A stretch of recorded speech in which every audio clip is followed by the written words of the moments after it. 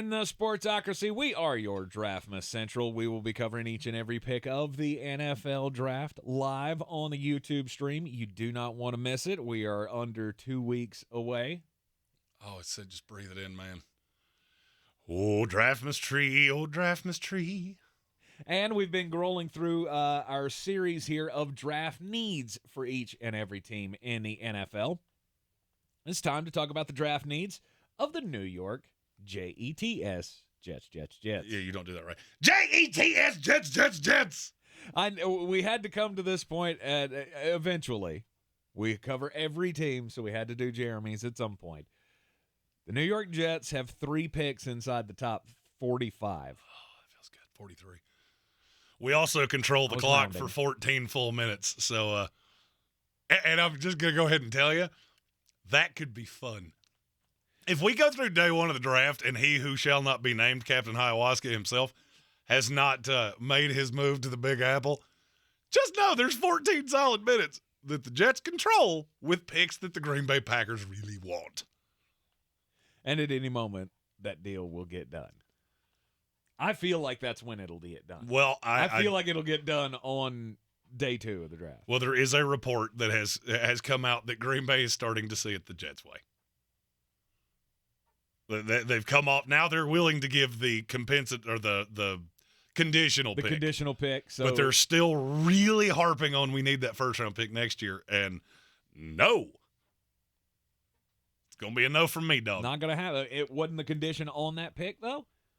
If you go to the Super Bowl, it becomes a 1. They don't. Green Bay wants no conditions on the pick they're getting. They're willing to give up a pick that has conditions on it. That was a solid no 2 weeks ago, though. So we're getting closer, boys and girls. We're getting closer. Okay, so the Jets, other than the Aaron Rodgers thing, which is going to get done, what's your biggest need beyond that? You said his name.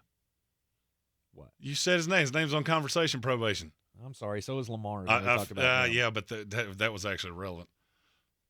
Stephen Tao said you sound like more like Pee Wee Herman each time he says Jets. It was going to be my response when he said Captain Ayahuasca's name. No! That is the name that shall not be spoken. Mm-hmm. So what's your biggest need beyond quarterback? Well, quarterback's not a need because you have one. He's just not in your building yet. It'll be fine. It'll be fine. For me, your biggest need is probably not the one that everybody else thinks, and I don't think it's what you're going to take in round 1. You need a linebacker really bad. I mean, really bad. Mm-hmm. Offensive tackle, safety, interior defensive line, and edge. And I cannot for the life of me figure out how. I think that's why the Jets are so willing to draw the line in the sand. Because there's so many players that they like. I know they love John Michael Schmitz. Mm-hmm. It's one of the reasons that I'm so in love with him, because when that name was floated to me, I went and watched more tape, and now I like him even better than I did in the past. I just feel like at 13, you're going to end up taking one of the offensive tackles. Yes. There is another name that I've heard, but I don't think you can do it at 13. Branch? Adebawore. From Northwestern. Mm-hmm. Yeah, I mean, you just got to understand how Joe Douglas looks at things like this. When in doubt, find somebody big that plays close to the ball. That's how he works. If it's a tie, goes to the lineman every time. So if one of them were to fall, I feel like Peter Skoronski's the one they want to fall. Mm-hmm. Paris Johnson would probably be 2, and then Broderick Jones is probably 3. But I'm not convinced that if he's the only one there, that's the one they take. Not because they don't like him. I just hear that name. I hear it a lot from analysts. I don't hear it from anybody out of that building ever. So could it happen? Sure. I have a funny feeling this is going to be – the Jets are one of those teams, and I identify these every year because I'm getting ready to submit my mock for the media contest. So I start looking for who can really throw this cattywampus? And I'm going to tell you something, and you're going to tell me I'm crazy when I say it. Don't be shocked if the Jets take John Michael Schmitz at 13. Really? Don't be shocked if they take him at 13. I mean, is that not a massive overreach? Not for me, because he's a top 12 player in my rankings. Okay. I mean, if you told me I could have John Michael Schmitz or Broderick Jones, I'll go ahead and tell you I'm taking John Michael Schmitz 100 times out of 100. It's just not a premier position. It's not. Historically in the NFL. It's not. But it's a real big need for the Jets. And as time goes on, I'm getting less and less sure you're going to get him in the second round. Mm-hmm. That's what the Jets are the kind of team that I always look for when I start doing mock drafts of, okay, there's so many variables with you that you're the one that throws the pick where we just go, wait, what? You took who? We've never seen Joe Douglas do that, but I'm not going to be shocked if this is the year. Right. Then you get into the second round, and that's where all the linebackers start to fall off, whether it's Jack Campbell. Deion Henley is the name that I've been told. You should really – if he's on the board when you come up at 42, 43, don't be shocked if that's your pick. Right. You take him, and then you call Green Bay and go, okay, we got two of our biggest needs. How about you it's time for us to get this done. So the one of those two second-round picks, you imagine that will be part of the deal for Aaron? I believe so, yes. Okay.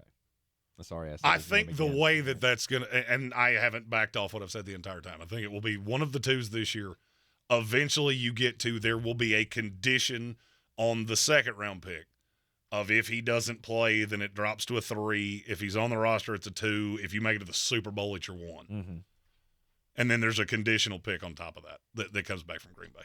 I've been very steadfast that that's how this is going to go. The need of a safety, I have seen obviously a lot of people mocking Brian Branch out of Alabama to the Jets in the first round, which I would be fine with. I think that's good value because the safety class is awful, and they really need a safety. Divine Comedy asked in the YouTube comments, wait, I thought they needed a tight end. I don't know where that's coming from, but for whatever reason, every person that does this goes, well, the Jets could take a tight end. Well, they could, except they're already paying 2 of them. And one of them was real, real good last year, and they like him a lot. I'm not going to tell you they won't take one late. You invested a second-day pick on Jeremy Ruckert out of Ohio State a year ago. Mm-hmm. You signed C.J. Uzomah, and you signed Tyler Conklin. I cannot imagine you value that to be a need. And other than that, you're in pretty good shape. And day 3, just sit back, take a few players you like, but let the good times roll. And just roll right along. The New York Jets looking to improve on their 7-10 season last year. And, of course, with he who shall not be named at quarterback, they're expected to do much better than that this year. It's a great time to be a Jets fan. Just drink it in, man. Drink it in. You are in the Sportsocracy. This is ESPN Asheville, 92.9 FM, 880 AM and 1400. We'll take a quick break. When we come back, Jeremy will have his bangers for the night in the NBA. Again, to watch, just wager.